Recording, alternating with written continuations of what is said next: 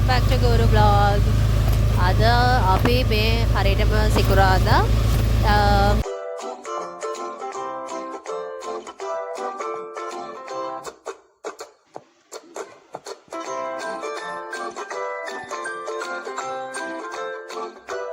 සියාට වෙනදා උදේ වෙලාව උදේ දැන් 9ට විතර දැන් මේ අපි යන ගමන්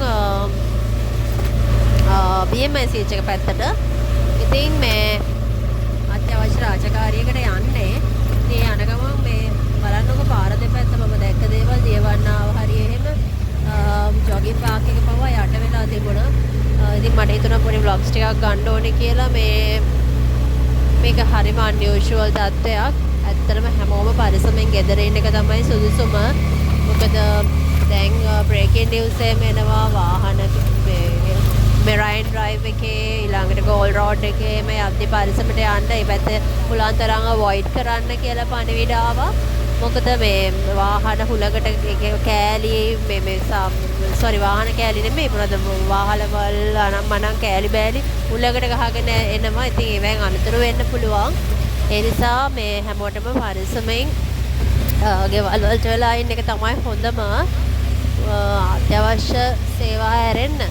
ඉතින් පේනවා නේද කාර්ය තත්ත්වය. ඉතින් කොළඹ හවස් වෙද්දි තත්ත්වය කොහොම වෙයිද දන්නේ නැහැ. දැන් අපි යන්නේ BMS එක පැත්තට. එතකොට අපිට එද්දි හවස තත්ත්වය කොහොම වෙයිද කියන්න බෑ.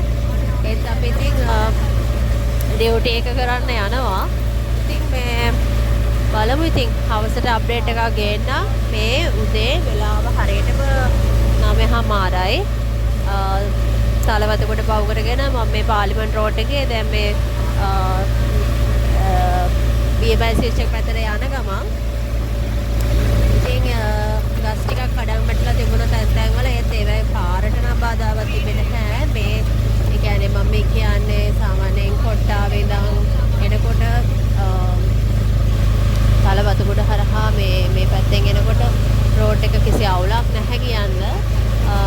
දැනට ඒත් හවසට කොහොම වේද දන්නේ නැහැ. අපි බලමු ඉතින් රිස්ක් එකක් ඇත්තටම මං ගෙදරින් එනකොටත් මට හොඳටම බැන්නා ගෙදර අය. හස්බන්ඩ් විශේෂයෙන්ම යන්න එපා කියලා. මොකද හවස තත්ත්වය අපිට ප්‍රෙඩික්ට් කරන්න අමාරුයි. පැය 48කදී විශාල ගම් වතුරක් කොළඹට එනවා කියලා ප්‍රෙඩික්ට් කරලා තියෙනවා. ඒ වගේ තත්ත්වයක මේ මාර හුළඟයි. මම මේ වොයිස් කරන්නේත් මේ යන ගමන් හරියටම වෙලාව 9:00යි. සමහරට ඔයගොල්ලෝ මේක බලද්දී 10ට 11ට විතර වෙලා තියෙන පුළුවන්. බලමු. දැනට ඔක තමයි තත්ත්වය.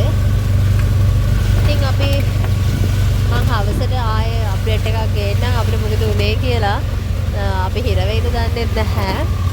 ඒත් අපේ ස්ටාෆ් එකේ